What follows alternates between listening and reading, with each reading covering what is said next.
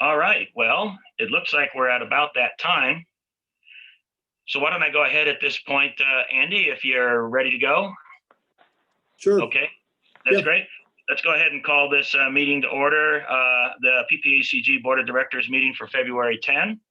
And Andy, if you could identify for me if we've got a quorum established.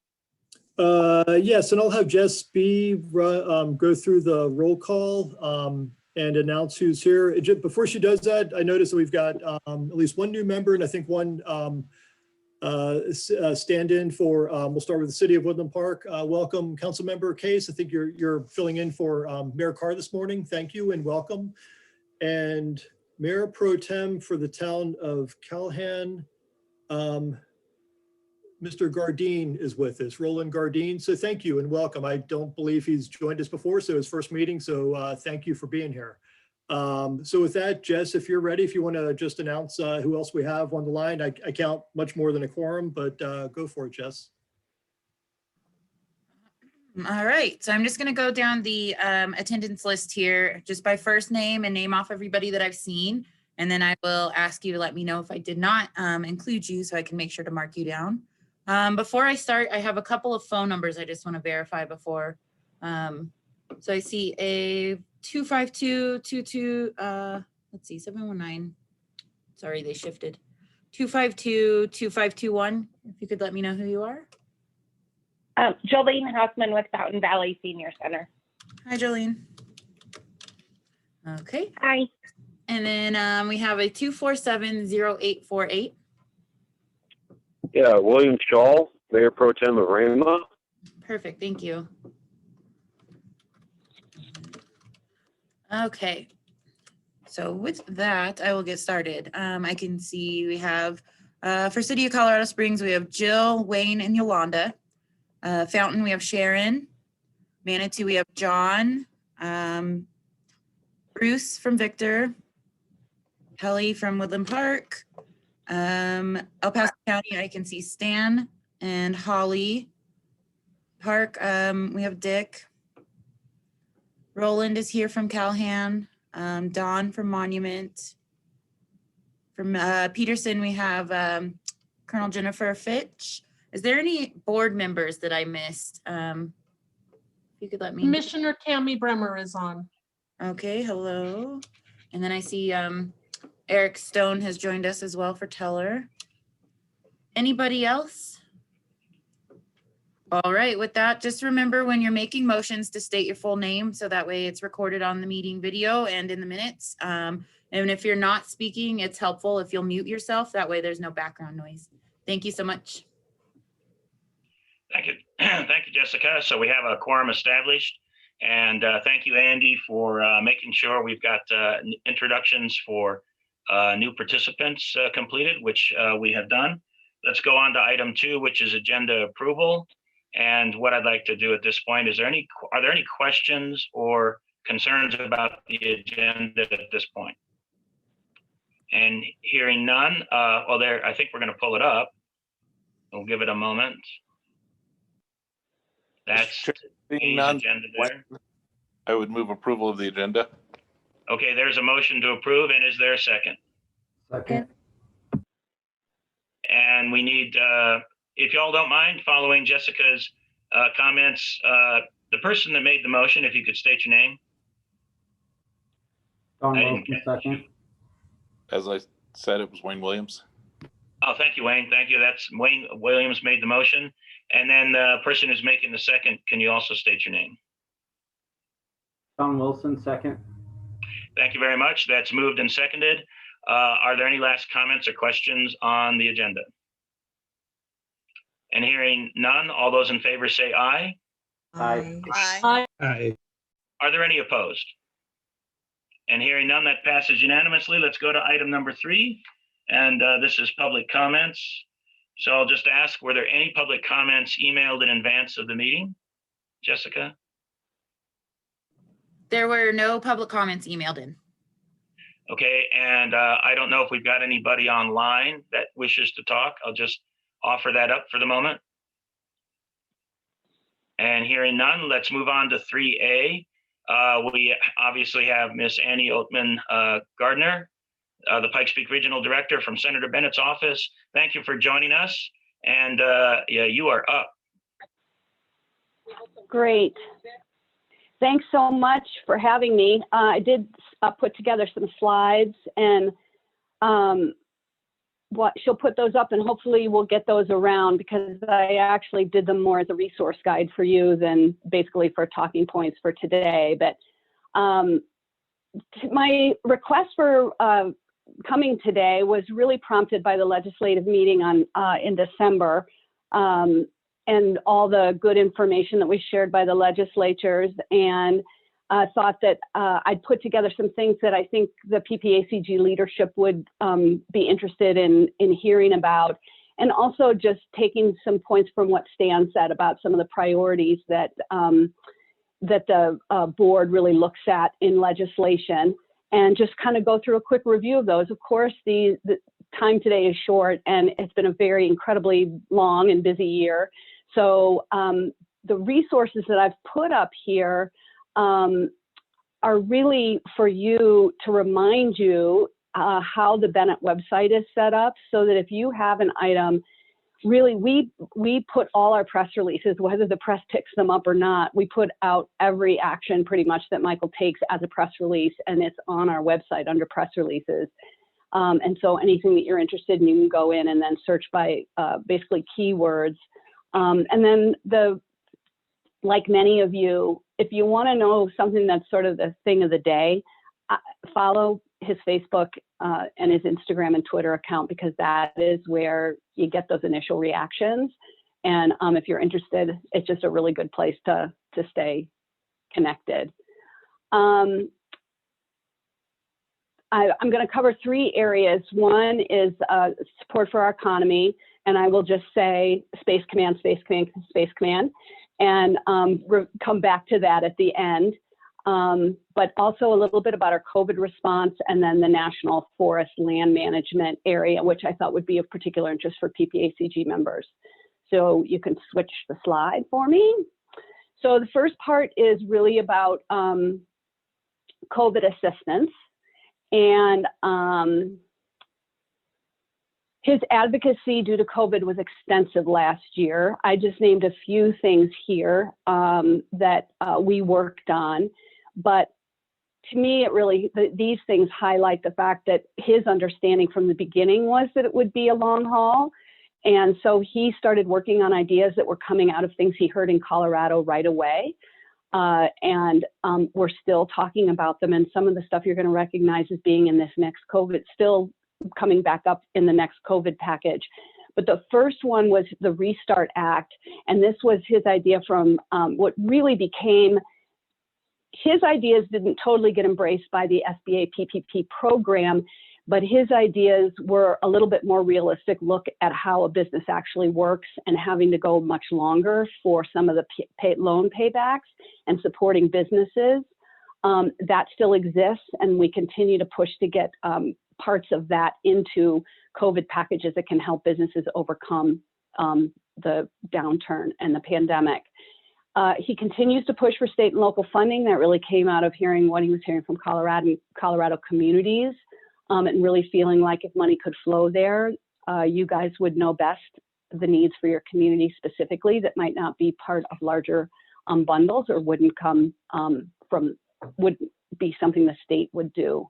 And then last was the idea that students who were stuck at home did not have access to broadband, and right away began to look at trying to put money into the E-rate program to get broadband into homes. And he is still pushing for that in this new COVID package. The last thing, and you can switch the slide here, is the health force. Michael talked about that, has been talking about this from the very beginning. And it really was basically based on the Depression era Work Progress Administration, and putting together, knowing people were going to be out of work, really putting people to work in coordinated programs led by the federal government. And of course, now that we've lived through this year and the administration didn't take that approach, he is still convinced that a public health force could be really good for bringing back the economy, giving people an opportunity to enter the workforce and then go on to other things. et cetera. So that's something that the link on the page would take you to more information about that. Next slide. The next area is really federal lands. And of course, for all of us with the backdrop and Teller County, of course, having so much federal lands, Michael continues to be a big proponent for legislation because he sits on the Ag, Nutrition, and Forestry Committee, and he's chair of the Conservation, Forestry, and Natural Resources Committee. You're all familiar with NRCS and EWP funds and how important they are, and he's continued to push for those as fires continue to be part of our conversation. Certainly for you all, the impacts to air and water quality are something you have to manage as the PPACG board. So his commitment is very strong to making sure we have healthy forests, and there's a long way to go. I will mention, as you switch to the next slide about the Outdoor Restoration Force, I'll just mention the CORE Act, which is something that he has been working on for the last 10 years, which was a compilation of 4 bills that were lands protection bills that have been reintroduced again. And something that is maybe of interest is the first of its kind National Historic Landscape, which is around Camp Hale and the 10th Mountain Division, and preserving that landscape as a National Historic Landscape. You can switch slides. All of the stuff you will hear repeatedly, all of the things that we do, Michael works on. So much of it comes out of Colorado, but it's about getting Coloradans together in a bipartisan way to talk about what might work. And the Outdoor Restoration Act is part of that, as you can see from this quote from the Club 20 chair. But the CORE Act as well was really a compilation of ranchers, sportsmen, oil and gas, to come up with ideas that are gonna, when we preserve land, are gonna make it successful, those bills successful. So the Restoration Force, I won't say a lot about, but again, a jobs bill to really get people into the forest, helping us make healthier forests. And I think really the job creation and coming together of Coloradans, Westerners, national organizations to support this. Next slide. Lastly today is really economic health, and probably overarching, of course, and all of these have that economic health component to them. But something Michael has been working on for quite some time is increasing the earned income tax credit and the child tax credit. And Biden's COVID package now does have a component of this that Michael hopes will pass, but it will have to be temporary because of the bill and the way it's going through. And he will hope to work to make this, to make it permanent. But in preparing for today's presentation, I just went and looked, and there, according to the U.S. Census, so 10 years ago, there are approximately 121,000 children ages 5 to 17 living in poverty in El Paso County. And the studies show that 45%, this one move by the federal government of the child tax credit could reduce that poverty by 45%, which would put us actually below 2000 levels for child poverty in El Paso County. And one of the reasons I wanted to bring it up was because something Stan said in the legislative meeting, which was that there's a strong move, and rightly so, for getting out from government regulation and not having unfunded mandates. And if you can imagine, if you cut in half the children in poverty in El Paso County, how much less El Paso County might have to spend to support those families. So I thought that I'm hoping that people will be supportive of the increase in the child tax credit and perhaps continuation of that. And he has a bill it started as the Working Families Act, and now it's called the American Families Act to make that permanent. And it's a long haul. He's been working on that for a while. Next slide. So also in this economic development is, of course, support for rural Colorado, which is so much of course, Michael covers the whole state and hears so much about. Two, the Bridge Act and the Broadband Transparency and Accountability Act are both broadband focused. And the Bridge Act basically has money going directly to states and tribal governments, emphasizing affordability by requiring new broadband networks to provide at least one low-cost option, et cetera, et cetera. You can read about it. I talked to Commissioner Steen a lot about this when he was in Teller. And then the Resilient Act is, again, another one of those things about regulation that was really something that would allow rural communities to use the mechanisms available to them with less red tape, really, and being able, one of the things was to bundle projects in multiple infrastructure needs into a single project and get help and federal funding for to make the project work. So really worked again on listening to Coloradans, and you can read about that at this link. Next slide. The last thing I will just talk about is really this move now moving forward. He's just completed a series of roundtables with a diverse group of Coloradans who've crafted a set of priorities to work on supporting Colorado communities to be more resilient in the face of changing climate. And as the nation works to address climate change, really going back and saying, look, you can't address it at the cost of our Western communities. So tools for local economies in the West, supporting healthy soils, forests, rangeland, rivers, watersheds to maximize the climate mitigation potential, and climate resilience is dependent on a thorough and science-based understanding of the actions needed. So this is just rolling out, and he will just be introducing some new legislation on this and really using it as a kind of guide for him. So last slide is just my contact information. I really encourage you guys to contact me if you have a question or go to the website. Space Command is huge for us. We're going to continue to work on that. Also promoting Colorado's aerospace ecosystems, cyber grants, use of AI and innovation.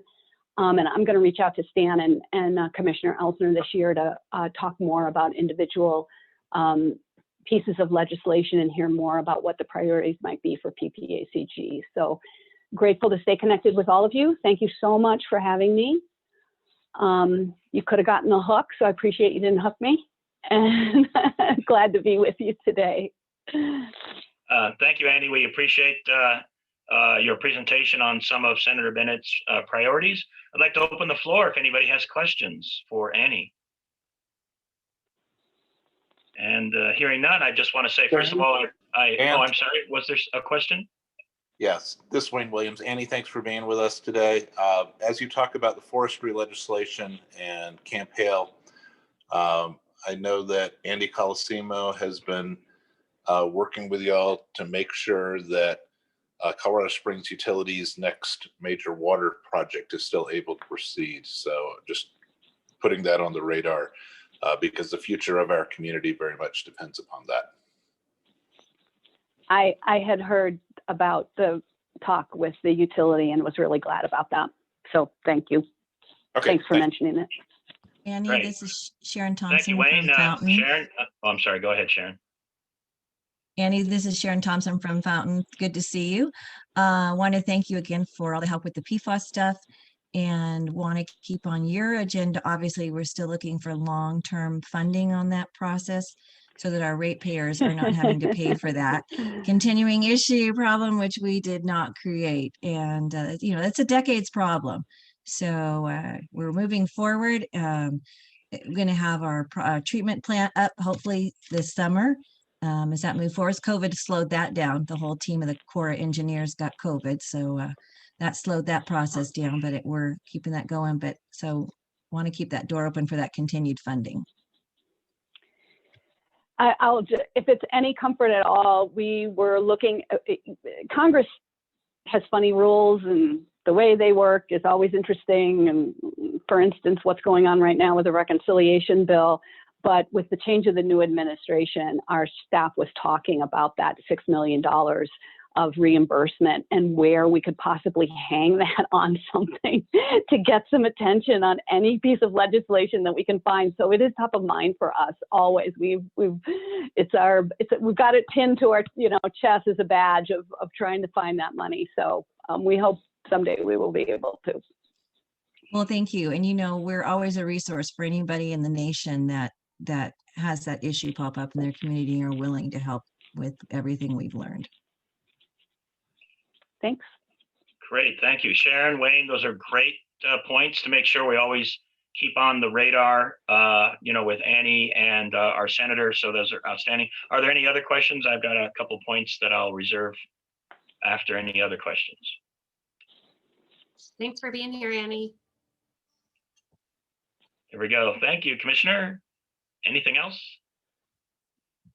All right, let's go for, first of all, I just want to say thanks to your team, Annie, to the senator, but really to our entire Colorado delegation for taking a very, very strong bipartisan position to bring Space Command to Colorado.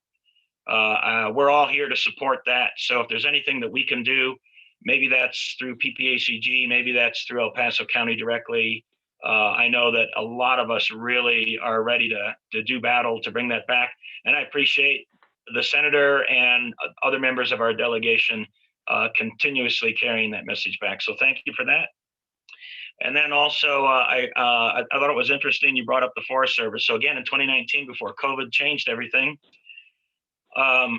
in one of the NACO meetings, I'd gone to the Forest Service headquarters, actually went there with some supervisors from California and our lobbyists in DC, because it just seems to me that citizens could be helpful to the Forest Service, the National Forest Service, for helping to clear out combustibles that are, dead wood on the ground, or maybe trees that are still standing that are dead, whatever it is, something about allowing citizens to actually go on National Forest Service land and actually help clean, and maybe creating a buffer. And this, of course, is critically important for our community. So it turns out the Forest Service actually has a program for that, and there's an application process, but they've not been using it. So they're not granting any approvals. At least that's what the senior personnel at the Forest Service told us in that meeting in 2019. So I don't know if things have changed, but I just think that there's something useful there that might be kind of appropriate on a nationwide scale to have citizens help the Forest Service. If they're undermanned about trying to deal with combustibles, maybe we can have citizens be helpful for that. And this is, when you think about it, a lot of citizens that their property backs up to national forest land, they would be interested in firewood. They could go on to the land and pull that firewood and so forth and use it. That might actually help create a buffer. So I was surprised that the Forest Service had the program, but was not implementing it. And that's another conversation, that we can have at a future date. Great, thank you. All right, anything else for Annie? And hearing none, let's then thank you again, Annie. Let's go on to the next item, 3B, Older Coloradans Week. And let's see. So Andy, if you could help me get to the right person to speak for this. Yeah, we'll hand this off to Jody Barker, our AAA director. Jody. Yes, good morning, Andy. Thank you, Mr. Chair and members of the board. Today is just a recognition that this was to be Older Coloradans Week. However, the hosting agency was not able to get a proclamation from the governor or a resolution from the legislature due to timing and other priorities, as you might imagine. However, because they did already have events scheduled, I did want to share some of the language from the proposed proclamation, as well as what has happened this week in observance of Older Coloradans Week. A portion of that proclamation reads as follows. Older Coloradans are to be recognized as a fundamental resource of institutional knowledge and wisdom to be included and involved in the planning and delivery of the programs, legislative initiatives, and services that may affect them. Colorado Senior Lobby, which is the hosting agency of this week's events, reminds us that we must recognize the value that older Coloradans bring to the state's economy and communities. So in turn, this week, Colorado Senior Lobby has hosted various webinars focused on connecting older Coloradans, community leaders, advocates, and aging network service providers with public officials. Some of the topics included have been virtual lawmaking and citizen advocacy in 2021, voices on aging, as well as older older workers and the current Colorado workplace. I'm happy to share that members of our very own Pikes Peak Commission on Aging have attended this week and will be using what they've learned as they ramp up the committee. And we do look forward to hearing more from the new Pikes Peak Commission on Aging as they represent older Coloradans across our region. Thank you very much for allowing me the moment to share. Great. Thank you, Jody. Are there any questions for Jody? All right, hearing none, I just want to express our appreciation to our team that has participated in that. Oh, Yolanda, did you have a question? Well, yeah, I do. Please. Now that, thank you, Chair. Anyway, now that we're doing the rollout for the our older citizens from 70 on and now down to 65 on, we still haven't vaccinated sufficient amounts of our older population. And so I'm wondering if, Jody, if we're in partnership or in communication with the Board of Public Health, which I sit on as well. And I want to make sure that we're getting as many people out there and vaccinated. So are you working at all on this effort? Absolutely. Thank you, Ms. Avila. Several members of our staff have been sitting in conversations with 211 members of the Board of Health, the City Communications Department. We have been providing input to the processes. We've also been adding information to the outgoing communication. We are, I would say, deeply involved in the process. So thank you for highlighting that. I will say, as you may have seen City Communications, there's a huge vaccination clinic coming up at the World Arena. If you haven't seen that, I'll be happy to share that information to Jess so she can share that out to the board. However, there are efforts in particular around transportation, as you might imagine, for older adults, those who are not comfortable driving, whether they have their own transportation or not. That is beside the question for the plans that we're working on. We're also working on a special initiative with the State Unit on Aging, CDHS, the El Paso County Board of Health, thinking of others, as well as our transportation providers, to include and recognize those who may be homebound seniors in order to get the vaccinations out to them. So there are a lot of moving parts, as you might imagine, and my staff and I are a big part of those conversations to help make sure that those voices are recognized and questions are addressed and resources are connected. So we've been a huge collaborator in all of these conversations. It doesn't matter who the vaccine provider is, whether it's our own contracted Peak Vista, for example, out to Centura and UC Health and many, many others. So thank you for that. Well, yes, and I'm just wondering if we have more data. I'd like to see what kind of data it is, because we need to get at least 70% of our population vaccinated. And so, yes, I'm on the Board of Public Health, and I'm aware of the World Arena for this weekend, and we're going to be setting up vaccination on the 19th and 20th at the South Building at Peak Vista, and we're maybe at the MAC. But I just want to make sure, because I've talked to a lot of people that are in that range, 65, and they keep falling through the cracks. And this is, you're right, there are a lot of moving parts, but there are a lot of urgency. And I'm going to say that the challenge is not only transportation. It's good to have a lot of these mobile pop-ups for people just to be able to walk there, but technology. So technology those combined are huge, like to navigate how to make an appointment. So I just want to see what we're doing on the Area Agency of Aging to mitigate that and just pull out all the stops to make this happen. Yeah, thank you. That's I appreciate that you recognize all the moving parts. There's just so many collaborators in this process.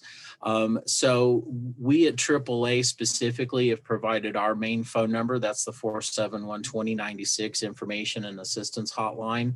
We're getting people connected if they call to us with information from the providers. Specifically though, and probably the most useful is if someone calls 211, they have already trained call takers to receive those calls, direct them not just to the provider of their choice, but to also assist them in getting signed up. So if someone does not have internet access or a friend or family member to help them with, those are all the kind of conversations we've been having. They are already have trained workers to do that, call takers to do that, and are continuing to grow that as the need arises. On February 2nd, some data was released. So recognizing this is just over a week old, as of February 1st, 50,701 doses had been administered. And of course, these are keeping in mind that these were at the age group at that time. The immunization series completed 12,500. The phases that are still in process are 1A and 1B1. At that time of our older citizens age 70 and older, 27.5% had received at least one dose and 3.7% had completed the entire series. So we know there's a lot of work yet to do.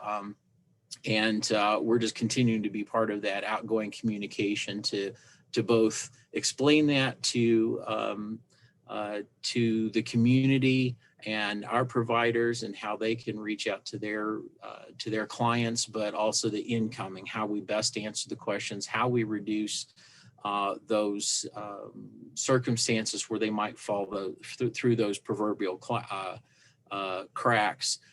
We had brought situations that had not been addressed yet, that we were aware of, that we were internally helping with community members that some of the other providers had not considered. And so that's why I feel it's incredibly important for my staff and I from various departments to really be part of these conversations, because we're hearing some of the questions, we're hearing some of the current concerns, but also can communicate those to the folks who are able to make those changes. So we're full in. So thank you, Jody. I really appreciate your comments.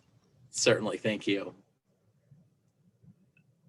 Thank you, Yolanda. Do you have any? It looks like you don't. At this point, you have no follow-up questions, if I understand correctly. No, not at this moment, but later Okay. on. I hope to connect with them later offline. That'll be outstanding. We certainly want to do everything we can to get the vaccines out as quickly as possible. And maybe most of us know this, but it turned out most of you saw the Gazette article. Through a FOIA request or a CORA request, the Gazette found this data. Most of you know this, that showed that El Paso County was not getting its fair share of vaccines based on a population numbers, and in some cases, some counties were receiving almost double what El Paso County had received. What I would like to express is that when our local public health office brought that to the attention of CDPHE, CDPHE recognized that issue and committed to our local public health office to get that rectified. I appreciate that commitment from CDPHE. And I know another 12,900 vaccines were supposed to be arriving early this week by close of business yesterday. And I think there's another 5,000 that might come towards the end of this week as well. So I think that the state is making good on its promise to get a lot more vaccines out to us, and that's certainly going to help all of us. Okay, any other questions with regard to Older Coloradans Week? All right, hearing none, let's go to the consent items, item number 4. And as you all know, we vote on these as a whole, item A, B, and C. Does anybody wish to pull any of these items off the consent calendar? And hearing none, I'll entertain a motion for approval or disapproval, I guess, of any of these items taken together. This is Bruce Davis, and I'll make a motion to approve the consent items as stated and then presented. Thank you, Bruce. We have a motion to approve. Is there a second? Commissioner John Bremer. Graham, I'll second. I'm so sorry. I heard 2 folks. John Graham. Okay, John Graham, thank you. You've made the second. And are there any last minute questions or concerns or comments on these items? Hearing none, all those in favor say aye. Aye. Aye. And are there any opposed? Oh, I'm sorry. Are there any opposed? And hearing none, those consent items pass unanimously. Let's move on to item 5A, the Joint Land Use Study Program Update. Mr. Chair, Thank you very much. Brian Potts is going to take that. Just going to tee it up for Brian. And just want to remind you too, that this is Brian's last meeting with us as our JLUS manager, as I mentioned last month. He's going to be moving on and settling on the East Coast, and really just want to thank Brian for really his extraordinary efforts over the past 5 years, getting us in a really, really good spot with our joint land use planning efforts around our military installations. We're applying for a new grant to keep the effort going forward, but that's going to be under a new manager. In the meantime, Ann Warner is going to be leading the charge until we get a new manager on board. But really want to thank Brian for all of his efforts. So this will be his last update to the board. So Brian, take it away. Thank you very much for that lead in, Andy. Yeah, it's been absolutely a great experience working on this project. I'll start off with that. And so it's unfortunate I have to leave it, but life takes you in a new direction. But I really have really enjoyed this project and this work. So I'm looking forward to seeing how everyone carries on and the next manager that comes in and seeing how they carry on with everything. With that, what I wanted to do was first give a little bit of a brief update for some of you that have not been around since the Joint Land Use Study was started, give you a brief overview. This is primarily a land use study, but it governs looking at a few other resources as well. And the Joint Land Use Study was originally came to PPACG through an award by the Office of Economic Adjustment in 2015. We produced a large study report that was examining land use and mission compatibility issues at all 5 of the military installations in our area.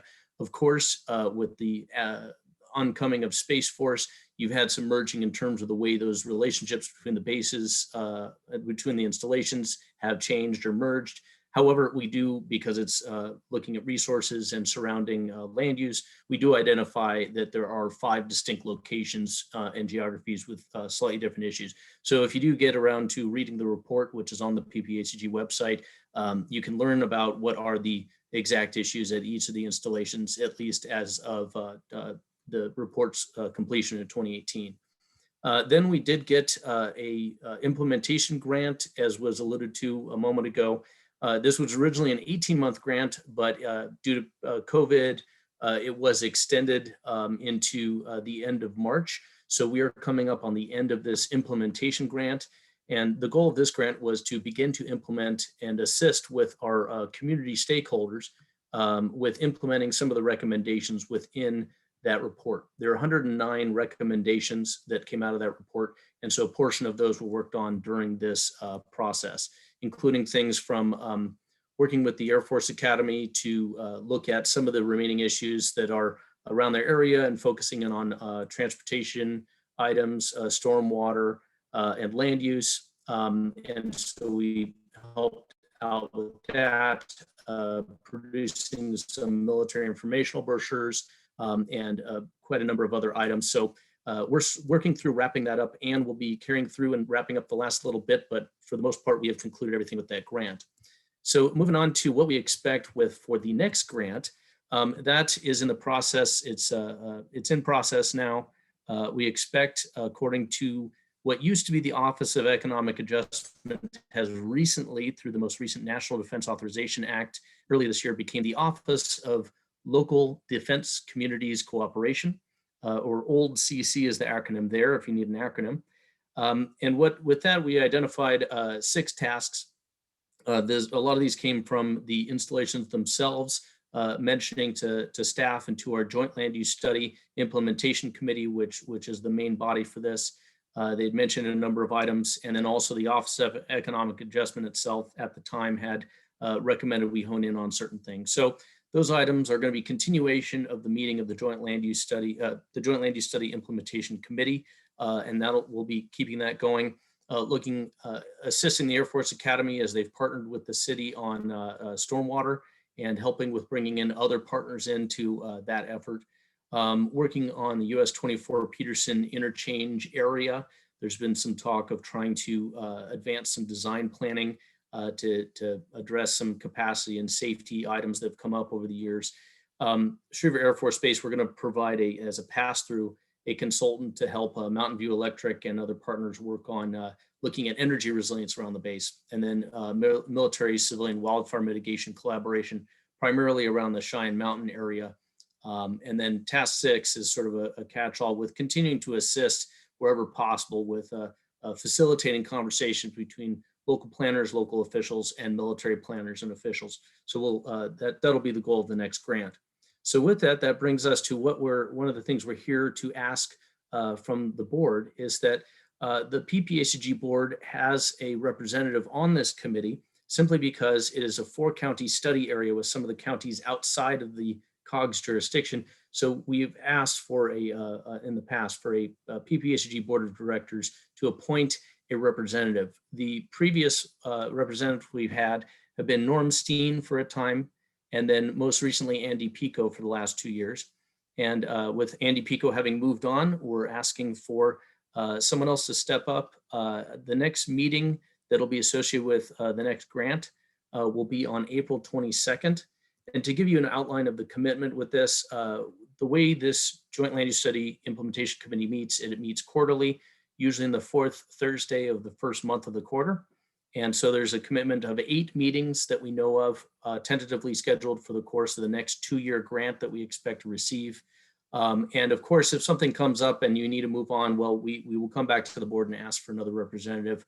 But we strongly encourage someone who has a genuine interest in these issues, or it's something that relates to their jurisdiction that they work within.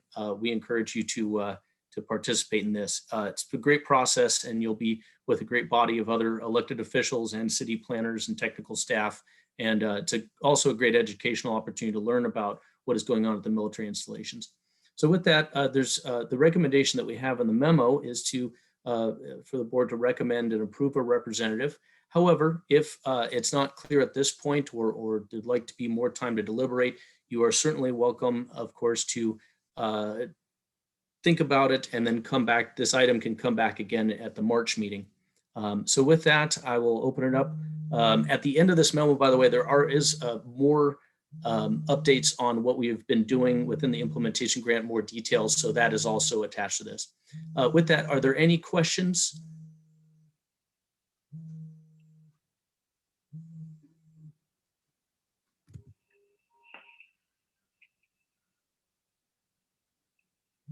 I'm not hearing any questions.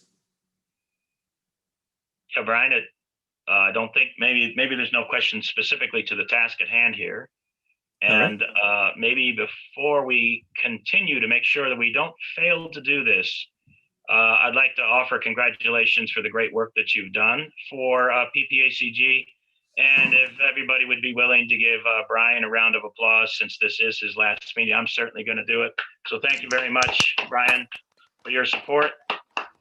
I wish we were in a place to get you a group photo of the team you've worked with, but well, that's just not that easy to do at the moment. So I'll come you'll have back to and visit. accept- Yeah, you'll have to accept clapping on a Zoom meeting as a substitute. Okay. Works for me. Very good. And then, Andy, I don't know if you might have had a chance to poll the board members and see if there was any expressed interest from any of the board at this point. We haven't heard anything yet, Mr. Chair, but what I'll do is I'll send out a follow-up email after this meeting. We talked about it at the workshop on Friday and haven't gotten any takers yet, but we'll send out a specific separate email and have folks think about it. So we'll bring it back for the board meeting in March and make a final appointment at that point. I think, once the new grant gets in place, I think it's April when the next series of meetings is going to take place. We've got a little bit of time, not a whole lot, but we'll blast out a separate request after today's meeting. Okay, very good. I appreciate that, Andy. And I appreciate also your presentation, you and Brian's presentation to this early enough that we can go to a second board meeting, to identify our representative. But I think it would be a good idea for me to just open up the floor right now. Are there any board members that are willing to express their interest in this position, right now in this meeting?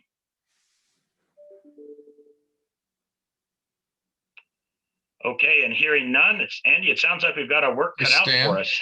Oh, yes, please. This Wayne Williams, I may have some interest. Okay, excellent.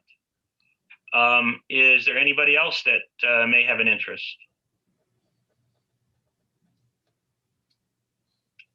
And since I'm not hearing any expressed, I'd be interested in the sentiment of the board. If we have two choices here. We could go forward with Mr. Williams, or if people would prefer, we give the board a little bit more time and complete this discussion in the March meeting. Anybody have an interest to one approach or the other?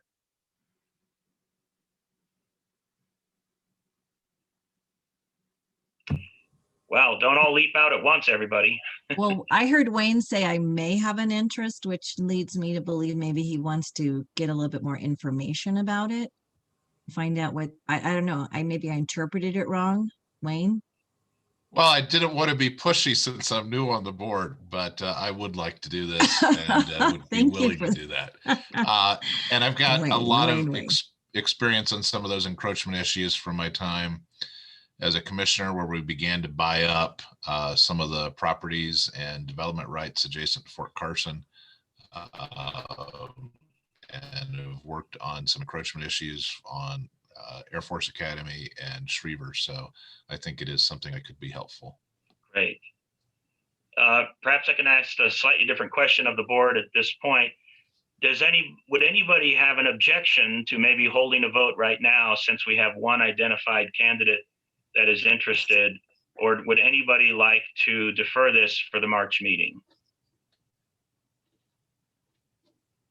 I would be happy to nominate Wayne for that position if we don't have to advertise it or have it be a separate agenda item on the March calendar.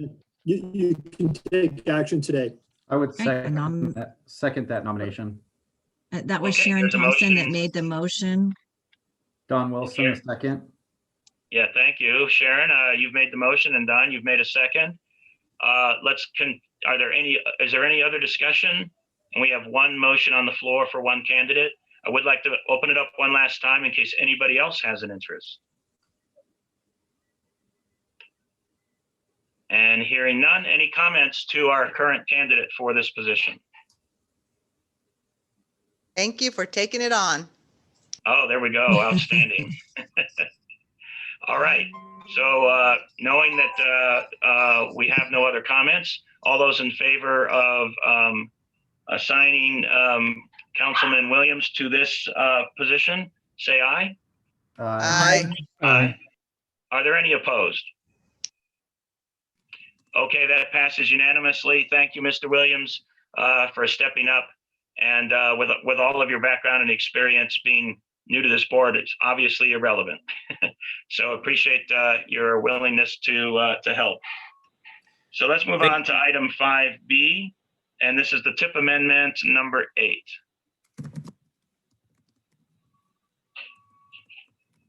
Good morning. This is Catherine Wenger, Senior Transportation Planner at PPACG. And this is a TIP amendment request number 8 for our federal fiscal year 2021 through 2024 TIP.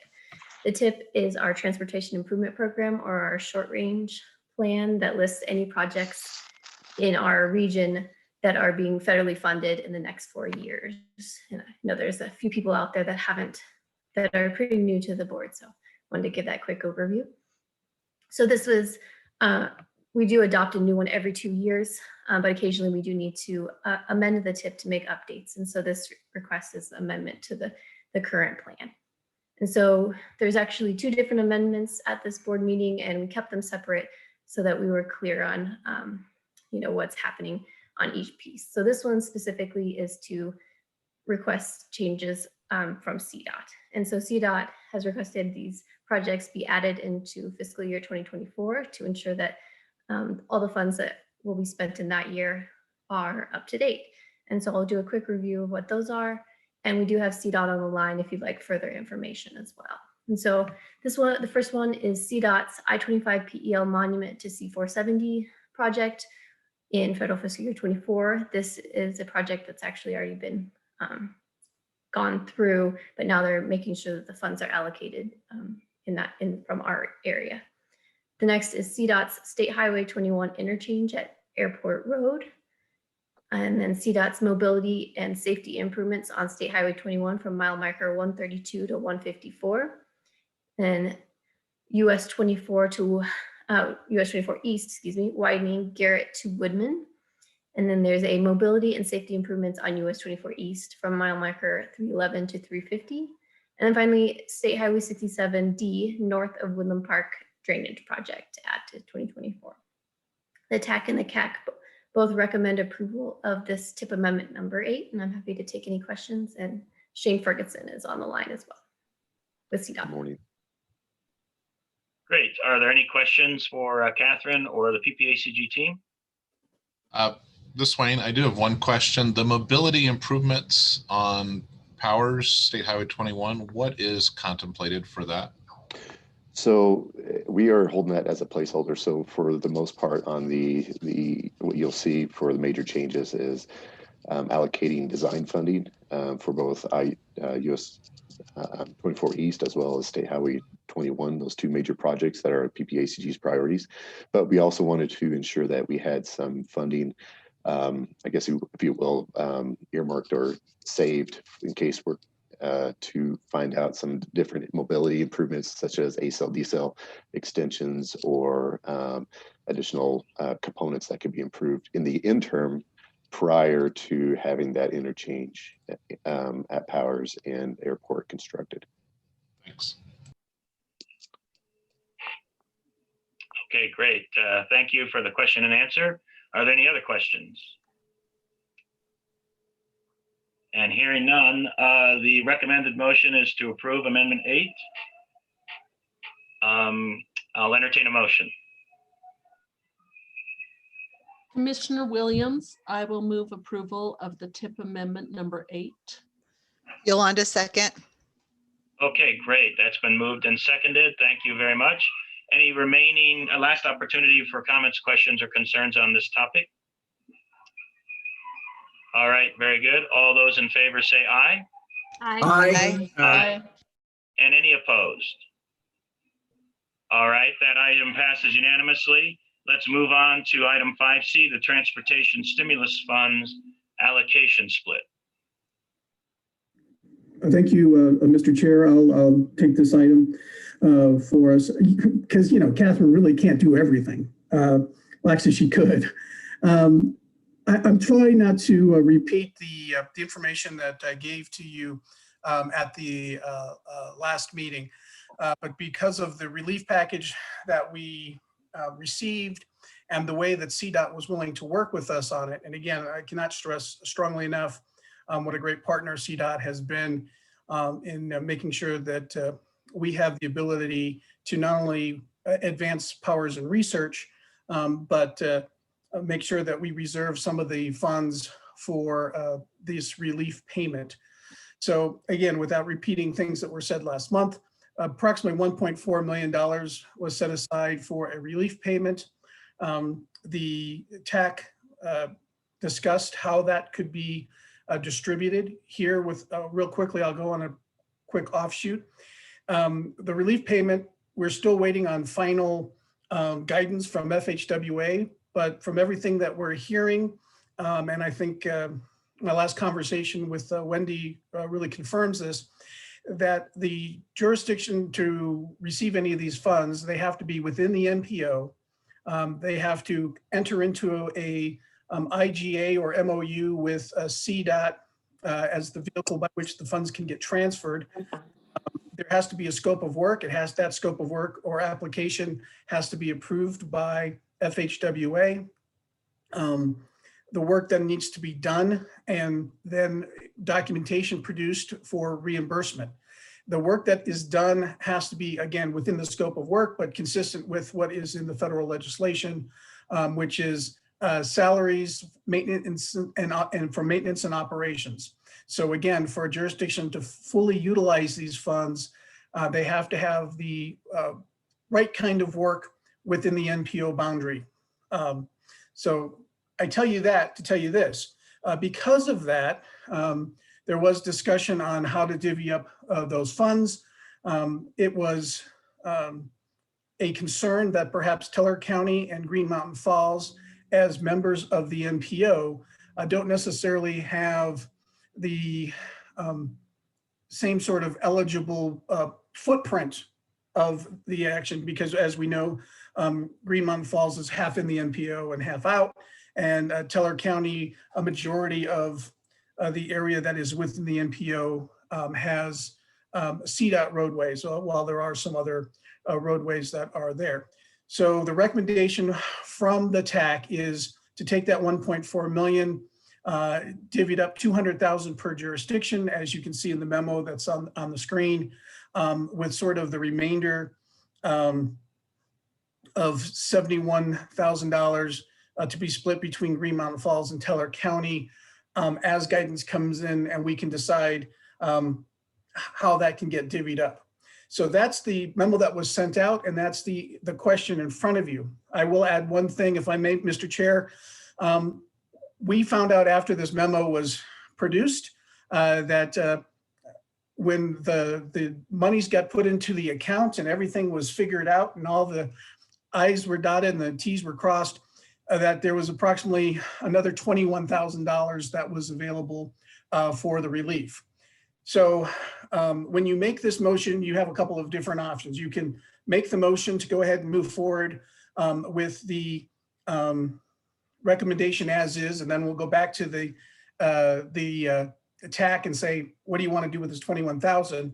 Or you could just go ahead, since it is a relatively small amount of money, and make that part of what you want to do today. So make the motion to maybe perhaps, again, everything's on the table, but to move forward with the allocation as described by the TAC, including adding the additional $21,000 onto the Teller County / Green Mountain Falls amount, making that roughly $92,000. And Mr. Chair, I know normally we would go right now to the board members for their comments and questions, but if I might ask, if you wouldn't mind, can we open it up a little bit for the TAC membership?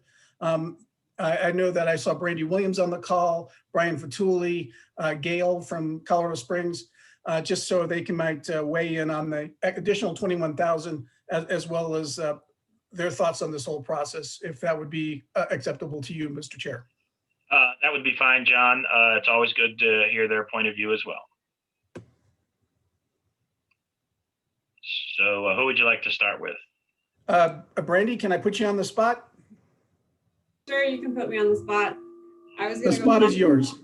I was gonna go last, but it's so hard to figure out if anyone else is gonna go first. So I appreciate that. As you can see, it's taken a lot of time to get to this point. We know that this has come back and forth and back and forth, and just want to give the board an understanding of how we got here. we all know that federal money, at least in my opinion, I would say in most of staff's opinion, is not the easiest money to spend. It comes with a lot of paperwork. It comes with a lot of hoops and red tape, and we all wish it was easier, but it's just not, and that's the reality of the situation. So this recommendation came from really looking at the entities that had projects in the TIP and had gone through the process of dealing with federal funds prior to 2021. And that's how we got to the point that we were initially dividing it, very initially dividing it among the smaller entities with the exclusion of Teller County, Green Mountain Falls, El Paso County, and City of Colorado Springs, just to kind of carve some money off the top. And I had a conversation with Cdot, to which they said, at this time, that's not an option. And we graciously went through the exercise to say, we understand, thank you for listening. A couple of weeks went down the line, and John was able to carve out this $1.471 million, which reopened the conversation. And at that time, we had the recommendation to split it among the 7 entities that had projects in the TIP. After that, it was brought up, what about Green Mountain Falls and Teller County? And it's kind of a double-edged sword. Yes, it's money. It's not easy money. We then came up with the recommendation to divide, or at least to give $200,000 to each of those 7 entities. And then the remainder would go into a pool to be discussed between Teller County and Green Mountain Falls. And as one member of the TAC, I'm comfortable adding that $20,000 to that $71,000. I myself have tried to talk to Teller County and say this is not the prettiest color of money, but we're willing to work with you on what the real needs are of Teller County, because it really just is the area in the MPO. And I think other members of PPACG staff have talked to Green Mountain Falls about their project needs. So at this point in time, given that it's not the easiest color of money, we're trying to get that $200,000. So as the City of Colorado Springs and El Paso County have projects they want to add it to, it's having a significant impact. And I think that's the next item on the agenda. And I'll let anybody else from the TAC add to that. And then if you have any questions, be more than willing to answer your questions.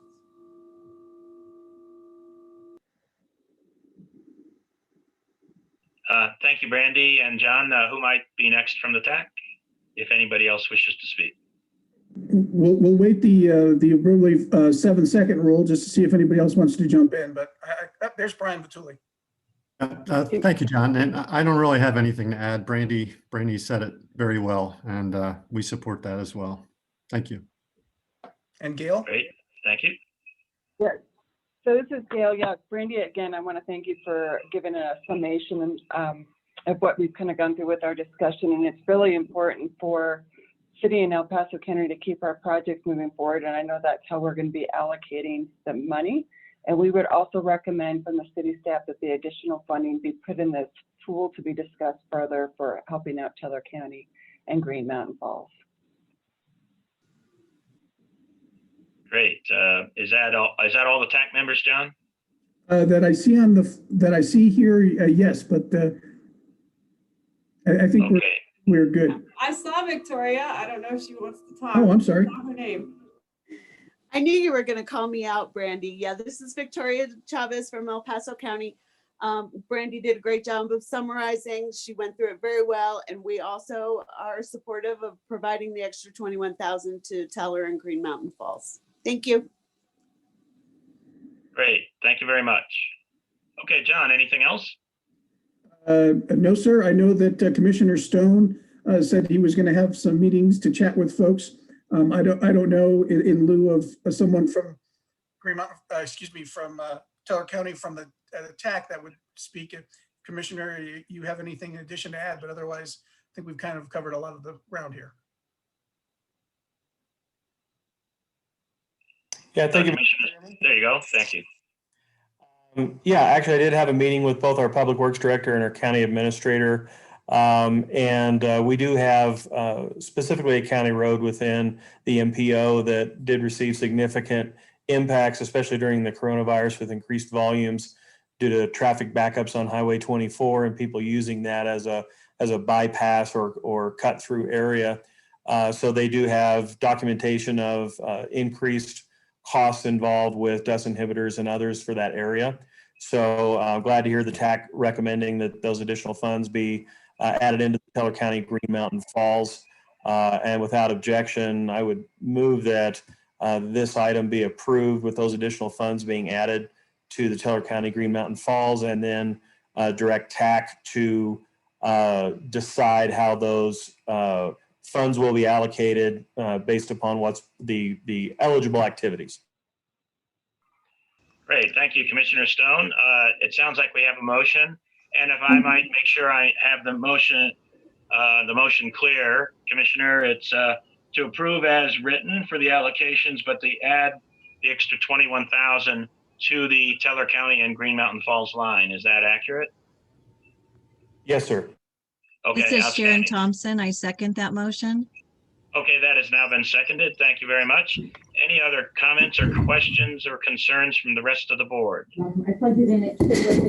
Hi, this is Margaret Peterson from Green Mountain Falls, and I just want to say thank you. We appreciate the effort as well, because we always have funding needs that we're looking for different avenues for. So thank you. Outstanding. Thank you, Margaret, for your comments. Yolanda. Yes, please, Yolanda. I would just like to thank the TAC for all their great work, and along with John. Great, outstanding. John, I think we've got a board here that's appreciating the hard work you put into this, and that's really good news as always. Any other comments or questions? Okay, hearing none, let's go ahead and take a vote. All those in favor say aye. Aye. Aye. And are there any opposed? Okay, hearing none, that also passes unanimously. Congratulations and thanks for the good work. Let's move on to item 5D, which is tip amendment number 9. All right, good morning again, Catherine Wenger, PPACG.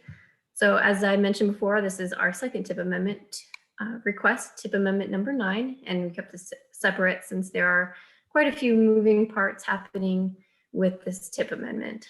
And it's related to the item that John just went over.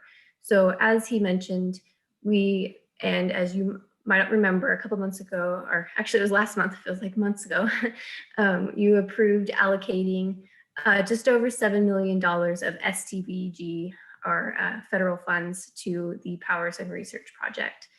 And we actually, and we worked with Cdot to discuss giving them some older SDP funds that have local match requirements and a sooner deadline to that Powers and Research Project, and then using this new stimulus funds also in a similar funding category for putting them on current projects we have listed in the tip. And so what you see in this tip amendment initially is the swapping of old SDP Metro funds for new stimulus funds for projects currently listed in the tip. No additional funds are being added to these projects. We're just swapping the fund type so that those projects have a little bit more time to obligate and get completed, and then also making sure that the Powers and Research Interchange project gets the funding that you all recommended at that just over $7 million. And so that it would be part A of this amendment request. And there is a part B as well, which is based on you approving that last item. And I'll go over that in just a moment. So part A is the swapping of funds that I mentioned, and no additional funds are being added. So this would be the funds are the projects that are swapping out funds are the Paseo Road Bridge project for Colorado Springs, the Academy Boulevard reconstruction for Colorado Springs, the Mountain Metro Transit Route 12 and Phase 3, El Paso County's Walker Road State Highway 105 corridor improvements, El Paso County's Arnold Avenue Bridge, the Fountain Regional Trail Extension Project, and Fountain's Indiana Avenue and BNSF project. And that's all the projects that are swapping for the old SDP to the new stimulus funds. And then the next project you see under item A is the Cdot/PPACG Powers and Research Interchange project. It's being done by Cdot, but since we're adding funds, I added PPACG on that. So these are going to be all the funds that are added to that project, including ours and then the state funds. So I'll just go through those really quickly. We have the SDP Metro, which is what I've been referring to as the old SDP funds, in the amount of $6,767,886. And then the next item is the SDBGP, which are actually the stimulus funds, in the amount of $309,387. And then the next item is a federal source as well for SDBG. That's the CDOT Regions 2 portion of the SDBG of the stimulus funds for just over 17 million. And then, as discussed previously as well, CDOT asked the Transportation Commission for a loan under their contingency fund, and part of that will come from their federal source for just over 12 million. And then there's also state HUTF that will come from that loan as well for almost 7.5 million. For the total of the project would be 43,647,223. And I believe CDOT's still on the line if you have any more questions regarding specifics of that request there. And then part B is if you did approve the last item for the allocations, Colorado Springs and El Paso County wanted to move forward with their $200,000 in stimulus funds and add them to projects that they currently have listed in the TIP for short runs that they have for those projects. And so this one is for the Paseo Road bridge replacement for Colorado Springs, and they would add the additional $200,000 to that project to make the funds you see here in the table. And then El Paso County would add the $200,000 to their Arnold Avenue Bridge project in 2021 to help make that project whole. And with that, the TAC and CAC recommend approval, and I'm happy to take any questions. Okay, are there any questions for Catherine? Okay, hearing none, in a moment we'll entertain a motion. I would presume that, Catherine, that if a motion is made to approve Amendment 9, that would be, unless otherwise stated, that would include both Part A and Part B. So if Correct. someone makes a motion, if they say to approve Amendment 9, that would be including both parts. So if someone wants to make a motion different to that, we would need that to be specific. Okay, with that, I'll go ahead and entertain a motion. Commissioner Williams, I would move amendment number 9, Part A and Part B. Okay, and that's a motion for approval of both Part A and Part B. Is there a second? Bruce Davis, I'll approve. I'll go with the second on that, Amendment 9. Okay, that's a second. And again, that will also be, since not stated otherwise, that will be for both Part A and Part B. Any other questions or concerns or comments to this? And hearing none, obviously, Catherine, right, this is kind of our remaining follow-up to clean up where these funds need to be going as a result of trying to better utilize these funds and get to that powers and research interchange and so forth. Correct. And there will be probably one more piece next month to talk about those additional relief payments. CDOT has said that we can put that into a pool that identifies how much each the remaining of the jurisdictions get for the relief payment. So you will see that come back as a TIP amendment request as well. So I think officially make all the funds obligated and programmed, or programmed, excuse me. Thank you. So it sounds like we'll have one more closeout action then in the March meeting. All right, there's been a motion and a second made. Are there any other questions? Hearing none, all those in favor say aye. Aye. Aye. Is anybody opposed? All right, that also passes unanimously. Thank you so much. Let's move on to 5E, the 2021 traffic safety target setting. It's Catherine Winger again. Sorry, a couple more from me. Busy month. So the last couple months, we've actually brought these items to you, this item and the next item for information, and this item and the next will be for action. And this one is for our annual safety target setting for 2021. And as the name suggests, we do this annually, and it's for safety targets that are required by federal regulations. So for some of you that might not know, these are part of our performance measures that we are required to set targets for, and they're used to track and maximize the benefits of transportation planning decisions. So we have to set targets based on certain measures that have been outlined for us. And so these targets that we set, they link infrastructure investments or programming funds to the long range plan, our short range plan, the TIP, and our congestion management process. So as an MPO, we are required to set these specific safety ones every year, and we can either support the target set by the state, or we can set our own regional targets based on data only within our area. Over the last few years, the board and TAC have decided that they would like to support the state targets, and that is what they are TAC specifically is recommending again this year, is to support the state targets. A couple months ago, or in December, I guess it was, Alyssa Babelou, Cdot, actually presented the new safety plan, as well as the additional targets, or the new targets that are for this year, and those are in your memo. It's for a number of fatalities, the fatality rate, the number of serious injuries, the serious injury rate, and then also the number of non-motorized fatalities and serious injuries. And those are all state targets. And by supporting these state targets, we would we do that through our project selection process. So we select projects with criteria that help meet these goals.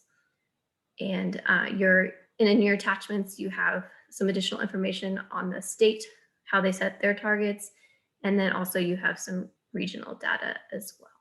And I'd be happy to take any questions for this. Great. Are there any questions on 5E? Okay, hearing none, I'll entertain a motion.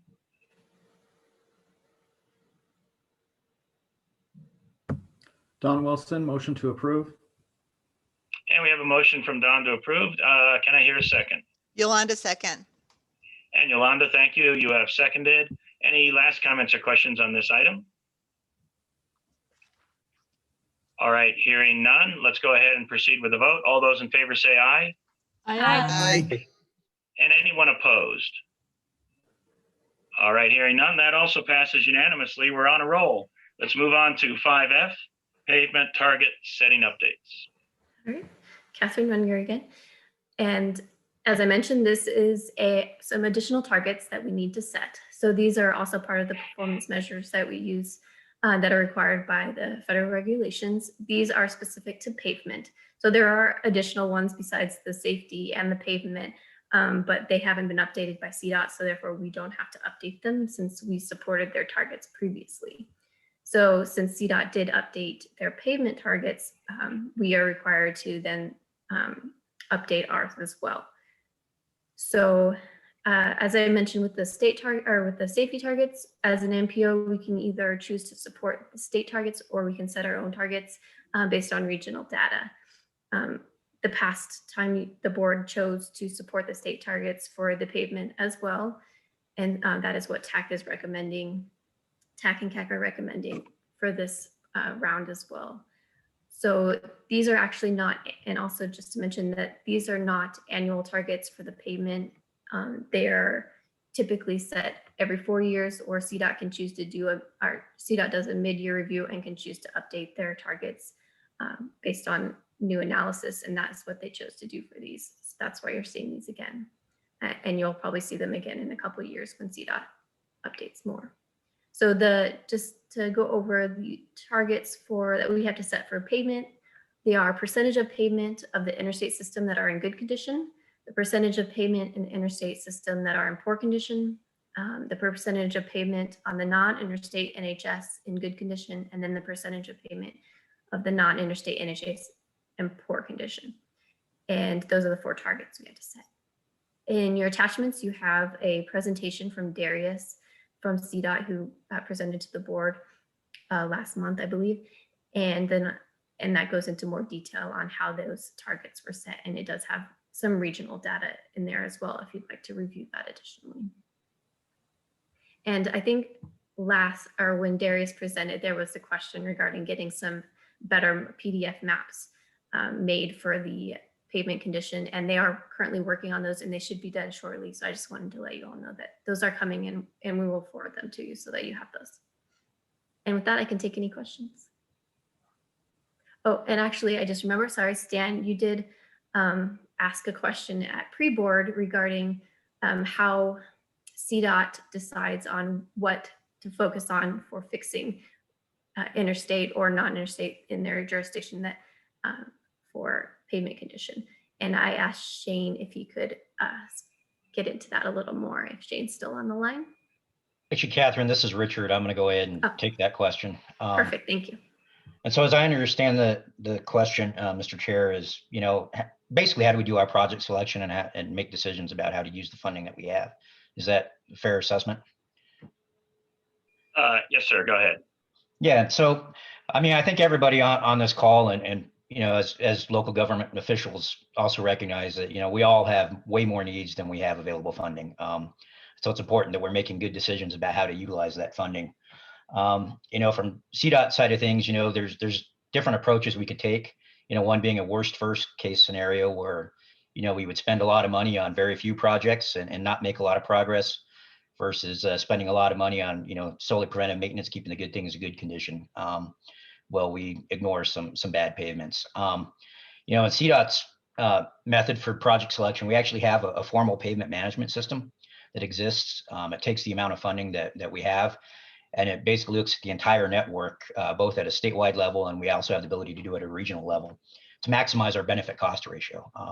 So really what it does is it looks at all possible combinations of, treatments, highways, and it works to maximize the benefit cost for what projects we recommend and spits out an optimized list of projects on the best way to use the funding. And it really is a mix of things. It's definitely much cheaper to do some preventive maintenance type treatments on roads that are in relatively decent condition and keep them in good condition, as opposed to going out and try to reconstruct everything at a point in time when it completely fails. So, we really do get a mix of those projects, and we rely on our pavement management system to help us make those decisions. We actually have a statewide requirement that we match in terms of project selection 80% of the recommendations that come out of our pavement management system. So that we're making sure that we are using that system and able to forecast accurately and optimize the use of that funding. So I hope that answers your question. We get into a lot more detail about how the system works and some of those kinds of things too, if there's an interest. Can make sure to do that at some point in time if you'd like. Oh, Richard, thank you for the explanation. That'll be fine for me. But obviously would like to open it up to the floor, see if anybody else has questions. All right, hearing none. Thank you, Richard, for providing that, and also Catherine. I'll entertain a motion for this item.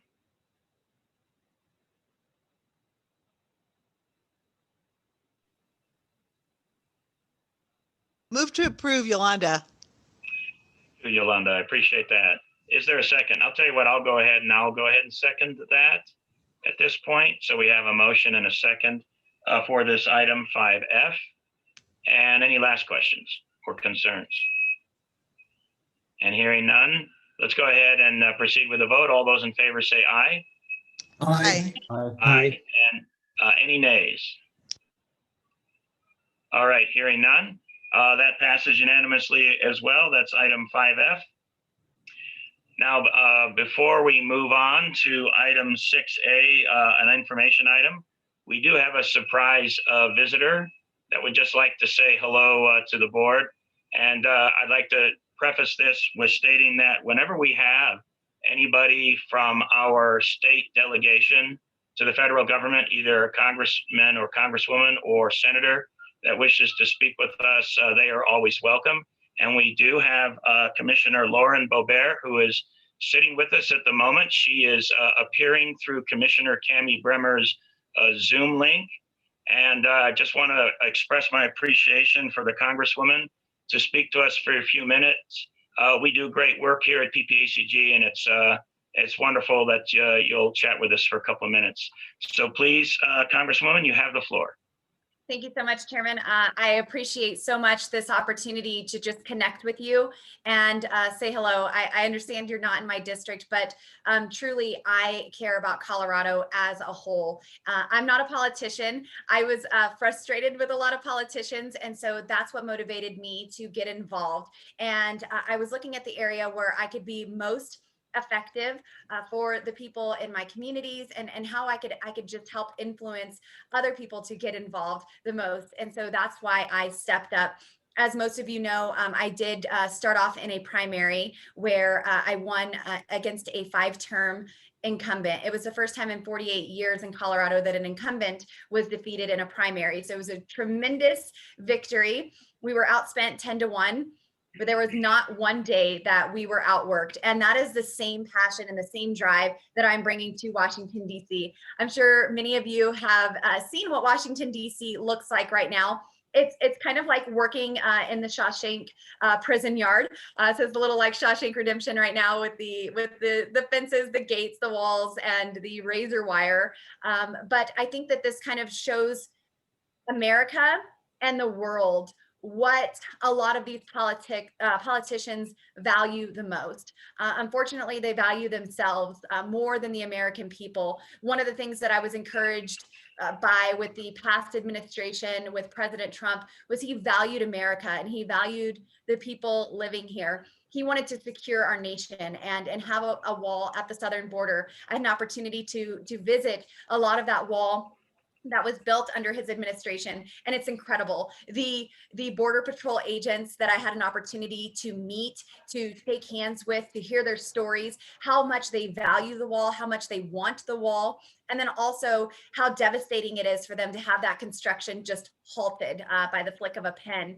And but I think it's very telling where you put your security when you have a fence around the nation's capital, around politicians with armed National Guards. That's kind of sending the wrong message. And so I am here to limit government, give power back to the people, and make sure that the American dream remains alive for generations to come. I'm a mother of 4 boys, and their freedom, their future is my motivation. I was raised under failed policies. We trusted a lot in failed policies that told us to depend on government assistance, government handouts, and I learned that that was not the American dream.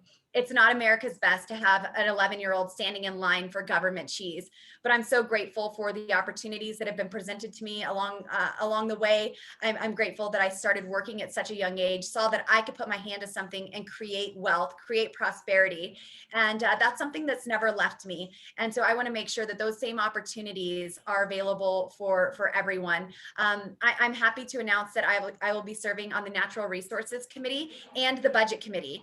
The Natural Resource Committee was my #1 pick. In Colorado's 3rd district, we are more than 50% federal lands, and our resources are very valuable to us. Energy independence is very important to our nation. I don't want to outsource our energy to China and Africa, where we all know that not only do they not have the strict regulations that we do to keep the environment safe and clean, but they also use child and slave labor to extract those resources. So I know that if we're not developing those resources here in America, then unfortunately we're going to have children mining by hand in the Congo. And to me, that's not compassion. That's not fair and right. So I want to be on the front lines of promoting America's energy independence and energy dominance. And then, of course, with the federal being on the budget committee, excuse me, it's I'm going to be saying a lot that the federal government does not have a revenue problem. Federal government has a spending problem. So I'm excited to be in these conversations. The budget committee touches nearly every part of government. And so I want to be a part of those conversations and promoting prosperity for the American people. Thank you, Congressman Bo Barrett. And, I'm sure Cammie has shared with you that we have 3 counties within PPACG and several municipalities, and we work on common issues. A lot of that is our area agency on aging, our infrastructure, and it's a great forum for us to share common concerns across several public agencies. I think it's an outstanding organization. I would like to express my appreciation for your speaking with us. That's outstanding. With your permission, I'd like to open up the floor if anybody has any questions for you. Yes, so I'd please. like to do that for the board. If anyone has any questions for Congresswoman Boebert. And hearing none, although anybody can interrupt me if they change their mind, I think, there are going to be several opportunities for counties. We often work through the National Association of Counties, through the cities. They work through the Municipal League. There will be several opportunities for us, notwithstanding COVID and where we might be later this year, coming to DC and talking to you and the rest of our delegation. I look forward to doing that and listening to what your initiatives are on the Natural Resources Committee and the Budget Committee. And it'll be an outstanding opportunity for us to share information and ideas. And well, we are not shy about offering ideas, so you'll hear them from us. Fantastic. I welcome those. Thank you. I appreciate right. your Thank you very much. Colleagues for letting her pop in. I'll be filling her in on some of those federal stimulus and transportation dollars and what we just did locally with those. And with that, I am going to sign off for a bit and give a Congresswoman a little bit of my time. Thank you. Thank you very much. Thank you, Congresswoman, and Commissioner Bremer. We'll see you soon. I'm sure just not too long from now. All right. Thank you much. All right. To the board, I appreciate your indulgence. Again, I make the point whenever we have a member of our federal delegation that actually has an interest in speaking to us, we should take advantage of that. And this was just one of those interesting targets of opportunity. I'd like to then now at this point go on to item 6A, unless anybody has any comments or questions at this point from our conversation with the Congresswoman. Okay, hearing none, let's move on to 6A, the Small Business Relief Program update. Okay, super. Thank you, Mr. Chair. Casey Partridge and I, our finance manager, will get us back into our normal business here. And a couple of words before I hand it off to Casey. She'll give you an update as far as what we've been doing as far as getting relief payments out to small businesses for the grant that we applied for through DOLA for El Paso County businesses. I do want to circle back and have one ask of the board as far as looking at some potential changes to the program. And something we talked about at our legislative committee meeting this past Monday. And also going to emphasize after Casey's done, the need to really work with our local jurisdictions to get the word out, because we're going to do a round 2 of relief payment applications as well. So with that, if Casey's ready, do you want to say a few words about how things are going there? Certainly. Thank you, Andy. We were awarded $4.4 million in the initial ask with DOLA based upon the legislation that was passed. We are allowed to keep up to a 5% admin fee, and we've using the majority of that for our Colorado Enterprise Fund, who's been helping, and they are the ones that have been taking in all the applications, reviewing them, working with the applicants to make sure that all the paperwork is correct, and based upon those applications and what was allowed, awarding the funds. We have finished round 1, as Andy said. There was 182 local businesses that were awarded funding for a total of $831,000. All of those checks have been cut and sent out. They were put in the mail yesterday. They were due to be in the mail by the 12th. So we were lucky to get those done a little bit earlier. That leaves us a balance of $3.4 million we still need to hand out. And we need many more applicants to do that based upon the what was allowed, $3,500 up to $7,000 in funding for local restaurants, gyms, entertainment facilities. Those we have quite a few in our region and in El Paso County, and we want to get those funds out to the people as quickly as we can. The second round, we were approved. DOLA allowed us to do a second round. That wasn't originally what the legislation decided on, but we have been approved for a second round. That opened up yesterday, and that will go 4 weeks until March 5th. So trying to get the word out. We're working on some more marketing materials, some handouts, so people can get those out if they go out to a restaurant or someplace that might be eligible, to hand out a flyer and let them know where they can apply, so that we can get this $3.4 million out into the community as quickly as we can. The next round of checks we've been approved to send out by March 26th. So as Andy said, we're asking all of the local jurisdictions that are in El Paso County to help us get the word out, put it on your website, whatever needs to be to get that out. Again, $3.4 million could really help the community, and we want to get that out into the hands of the local businesses. Any questions for me? Yes, thank you, Casey. Any questions for Casey? And Mr. Chair, if I could, just to follow up on that, one thing I mentioned is that we're looking at some possible changes to the program. So we're kind of working this in parallel. I know El Paso County is drafting a letter, has sent a letter to the legislative delegation. And we had a discussion around that with our legislative committee this past Monday with the PPACG legislative group. And similarly, we'd like to ask the board for support to do something, to send something on behalf of our organization. And basically, you know, it's a pretty good program, but it's maybe not the best product as far as getting money out to business relief. And part of it is, I think, you know, with the maximum check that we can provide as far as relief, it's $7,000. So that may not be getting the attention of some of the businesses that really need some help. One of the suggestions is to increase that from $7,000 to a maximum award of $20,000. We think that would be more impactful and maybe see more activity as far as applications coming in.